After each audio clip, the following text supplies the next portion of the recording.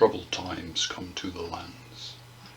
I am Tybolth of the House of Stonks, lord and last of my name. A house resolute in history and renowned in glory, but much troubled, and much set upon. Now but remains but these 2 coins of my once noble lineage.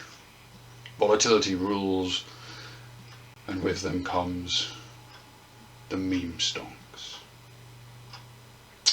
If I am to survive my house to thrive in this age, in this era, then it is time we must step up, and it is time that I must also play the game of Stonks. Okay, well that's the fun bit out of the way. I guess on to the more serious bit. What the hell am I doing? This is a channel mostly for our games and our various different gaming endeavours. What am I talking about Stonks for? Well, I thought I'd do a bit about a different kind of game to what we normally do, and that is shares and options trading and things like that. Is it still a game? Well, it is for me. If you're trying to try trading I'm doing, which is day to day, week to week, month to month, rather than year to year, this is gambling. Educated gambling, you know, but it is a bit like the horse races and the greyhounds. So yes, to me it is a game. I'm using money that I'm prepared to lose, and the game is how long can I go before I lose it all? And it's a bit of fun. That means that this is not really financial advice. The only bit of financial advice I probably would say to anyone is, if you're looking for financial advice, middle-aged gentlemen who sit in their dining room wearing chainmail armour are probably not the people to go to. If you want a bit of a laugh, they're clearly up for a bit of fun, or possibly mentally not with it.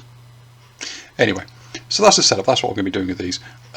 We've put a certain amount of money, £2,000 that was, over across into a Tasty Trade account, specifically for the purpose of doing some options trading and seeing how well we do. And I'm going to record it, and I'm going to record the progress so we can see how well I do, how my my judgment calls do. Maybe some people who are not familiar with these things, they might learn something from this, but there's probably much better resources out there to learn about options trading than me. But it's just a record, and here we go. Let's see how well I do. That being said, let's go straight into it. So, first up, first set of trades. So we've got 2 to start with, and I thought I'd show 2 different sides of the theta side of the modelling on options. For those not familiar, theta is the component of an option that is time-based. It's how the option price changes with time. So the first one we've got up here is an AMC.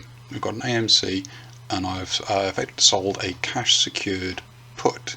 What this means is I have sold the right for someone else to sell to me 100 shares of AMC. I have chosen the strike price. I went for $8 when the share price of AMC was about $9.50. So obviously at the moment, no one in their right mind is going to sell me 100 shares of AMC at $8 when they could sell them on the open market for $9.50. And this is what I'm basically going to be. This is my sort of gamble. This I think the AMC over the course of my contract is not going to hit $8. I think it's going to stay above $8 for the duration. So the price of my contract that I have sold is basically going to degrade, and it will degrade over time due to theta. If the stock price moves, then what's called delta and gamma, they may alter the option price as well, to the point where it may become in the money, at which point I'm in a bit of trouble, which is why it's a cash secured put, because it's $800 if I want to buy 100 AMC at $8 a go. That's one of the reasons why I went for AMC. If I'm only playing with £2,000, which is $2,500-ish, something like that, I can't go for some of the very large stocks for a cash secured put, because I just can't afford 100 of them. But AMC's $8, $800, I can afford that. AMC is a very volatile stock at the moment. It's one of the meme stocks. Its been as low as $5 in the last 6 months, but my belief is at the moment, certainly over the time period of the next sort of month and a half, that with the opening up from COVID, with people going back into cinemas, at least for this early part of the reopening, they're going to probably keep buoyant above $8, maybe even go higher. I don't obviously gain if it goes any higher than that. I only gain as long as it's higher than $8. One of the things to say is, what about strike duration? Strike duration on mine is 43 days. I've opened it at 43 days. I'm now going to see how long it takes to get 50% profit on the contract, as in the contract value to decrease to half, and then flog it. If it gets to 21 days and it hasn't got to 50%, I might flog it anyway, because that is the point where theta burn is at its most. So we'll see how that one does. The other one, looking at the theta play the other long direction, is SPY, which is the Standard & Poor's 500 shares index. And this is the amalgamation of basically the 500 best performing stocks over in New York, give or take. It's at 400-ish now. I've put out a very long call. I have bought a very, very long call over a year. Just under a year, sorry, where I think it's going to hit 500. And one of the reasons for that is we are basically in a bull market at the moment. The price has been going up. It took less than a year to go from 300 to 400. So in about a year's time to go to 500, I think is entirely reasonable if things continue the way they are. If the Federal Reserve keeps printing money, and so on, and the inflation rates stay low. These are all big ifs, but if they do that, then it'll start to go up towards 500. Of course, I don't have to wait until it hits 500. The same way as we talked about the value of the contract of the AMC put decreasing, if the value of the contract of the SPY call increases, because I'm now on the buy side, I may just close it and take the difference in the option price. So those are the two we started there with AMC and SPY. Moving on to the next one. So the next one's Ford. Now Ford doesn't have the volatility or of the previous two of AMC or SPY. It's a very stable stock. It barely moves. It's partly that's because of its huge market capitalization. So it really does take a lot of stocks to be bought and sold to budge the price. It's also a different industry, obviously, to AMC. We're talking automotive rather than consumers. But I'm going to do a cash secured put on Ford, much the same way as I do with AMC. I have enough money that if needs be, I can buy 100 shares. My strike price is $2.50, so only $250 if I need to buy. I'm hoping I don't need to do that. I'm hoping that over time, I've got a bit longer on this so I can get more premium. It's 70 odd days. I'm hoping over time it's just going to eat away at that and the contract's going to expire worthless, or at least I'm going to get half profit at some point and take the money. But why have I chosen Ford? Well, previously we were talking about AMC and SPY. I've been talking about the fundamentals, things like I think the cinema, people are going to go to the cinema, it's going to stay buoyant, they're going to probably have a third quarter decent report, and so on. SPY, why is it going to go to 500? Because the overall state of the economy in the States is fueling its rise. Ford is a bit different. Why have I gone for Ford? It's a very stable stock. You're not going to get much money out of it. It's a very different paradigm. Well, we're going to talk about something that is technical analysis. Previously we were talking about fundamentals. Now we're going to talk about technicals, and in particular for this one, there's a lot of different technicals you can talk about. But this one I'm going to talk about MACD, mean average convergence divergence. Sounds a bit of a mouthful. It is. And if you just look at the charts here is the MACD chart for Ford over the last year. One along at the bottom. And basically what the MACD does, it looks at what the rolling average of a short period of time compared to rolling average of a longer period of time. And what is the difference? And effectively what is this showing is the general direction of where the stock is heading compared to where it has previously been heading. if that makes sense. So what that means is when the MACD is basically, and this is what matters for this, is when the MACD is transitioning from negative into positive, that is that the direction of the stock is about to change in a step change direction. Doesn't always, but it's usually indicative, and that's one of the things about technical analysis. Plenty of people will tell you that they are effectively the oracle of Delphi because they can do technical analysis. It's nonsense. There are trends with technical analysis, but they're just like everything else. Sometimes it completely goes the opposite. So you take it with a pinch of salt. It's worth what it's worth. In this case, I wanted to show the MACD piece of technical analysis. That suggests that Ford is going to see a step change in price, probably to the positive.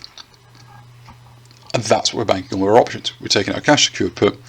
We're saying that the price is never going to go down enough to meet our strike price. It's always going to stay above it, and it's going to expire worthless and will have kept the premium. So those are the first three positions I entered into, and I then kept them for a while. We're going to see over the next few days, weeks, whatever, however long it takes, how they perform and when we close them out. Okay, so here's a few days later, and we can have a look at comparison between the stocks and what they have done. Bearing in mind we're looking at basically options here rather than the pure stocks. We can see that AMC has taken a dive. It's gone down to $8. It's getting close to our strike price. Consequently, the value of the option we have is going up. So if we try to sell it, so if we try to buy it back now, we'd effectively be buying back for more than we sold it. We'd be losing money. So our AMC at the moment is actually losing us money. If we look at the trade price and then we look at effectively the bid price to buy it back. Ford's gone the other way around. Ford has stayed about the same. The share price, has stayed about the same, but the contract value has decreased. Even though the share price has barely moved, the contract value has decreased. And why is that? Because of theta. We're talking about the value of a contract changes over time. So theta has eaten away at that contract more than effectively the delta in price has affected it, which is why it's a very sort of narrow profit if we sell now. It's slightly less than we sold it for to buy back. And then if we look at SPY's gone the other way. SPY has gone up by not a huge amount, but it's gone up by enough that it is effectively outpaced theta. Because the length of that contract is so long, theta is a very slow decay at this point. So changes in the share price itself due to delta can easily outpace it. So that's a few days in. Okay, next up we're going to look at something else. This is basically the options chart showing you the price options. I'm going to do something which is a bit crazy, and it's GME, king of the meme stonks at the moment. Crazy volatility on GME. Volatility is another thing that feeds into the price of an option. More volatility makes effectively the option higher, more valuable, because there's more chance of huge swings one way or the other. This is the chart for GME. Looking ahead, about just over a month away, and that curve is effectively the delta probability curve. That's kind of telling you how likely it is, and basically, and it affects the price of your option. In this case, because I think GME is about to see some movement, I think it's about to see some movement in the positive sense. In fact, because this is a bit of retrospective, what I know is that the next day they discussed getting rid of their long-term debt, and that gave a bit of bump in the price. But I bought this before all that happened. My call option is a bit of a way in time, but it's not too far away. But the price, if you look at it, it's $390 when the price right now is only 140ish when I placed this in. Do I think it's going to hit 390 in the next month and a half? Maybe. Probably not. But maybe. But that's not what matters. What I'm actually looking here is the shift in the change of the contract price. I have to pay very little for a contract that far out of the money, because the odds of it going that high are lower than anywhere else, but I'm looking for the change in price. So I've paid very little money, but if the share price swings up towards like 175, 200-ish, my contract's going to be worth a lot more, and I can then just sell it and pocket the difference in price. And the next graphic was very quickly going to show you the purchase of that.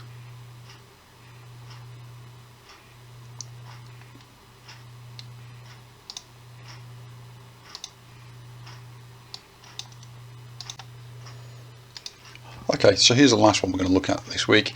We'll do another recap in about a week's time, maybe open some more options, close them down. So how have we done over the week? Well, not too bad. We're like about $200. We're $200 up already in a week on what are $2,500. That's not bad, is it? That's like 10% in a week. That's if we closed all our contracts right now. So where's that money coming from? If we look here, well, admittedly at the moment it looks like the GME has got a minus 220, but that's profit loss on the day. And the reason why that's profit loss on the day was because the day before it skyrocketed because of some of the good news for GME. That price went right up within a day of us putting the contract out. So it was at one point, I think it was something like $330 in the green yesterday.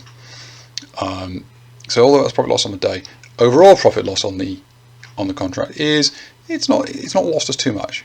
It's gained us a small amount of money. But the SPY really has gained money.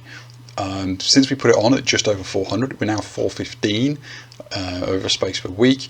Theta has hardly decayed against us, so the delta's all been in our favour. The price is up, so there's a lot of money if we basically sell off those call options we have on SPY. Ford's done nothing really. It's like a handful of dollars in the green, but as we mentioned, Ford is a very stable stock. You don't get good premiums on Ford. Its volatility is low, and I was mostly using it to see if we can get our technical analysis correct. Has MACD shown us that it's going to go up? Well, so far yes, just not really a great deal. Then the other one is AMC. AMC is not doing too bad as well. There was a few moments where it was dicey because it actually went all the way down to about, I think it was like $8.20, $8.30. It's getting really close to our strike price given we opened it up at 9.5. Since then, it's absolutely rallied. It's back up to nearly $10 a piece, quite far away from our strike. The value of that contract is therefore decreased if we wanted to buy it back, so we'd make a healthy profit on it. So there you go, that is our first week of playing a game of Stonks. Pretty good so far. Haven't closed any of the contracts down yet. Might do that in the next week, don't know. But $200-ish up on our investment. That's a good day at the races, I think. Let's see how we do next week. Oh, and there'll probably be another silly costume because, well, any excuse really.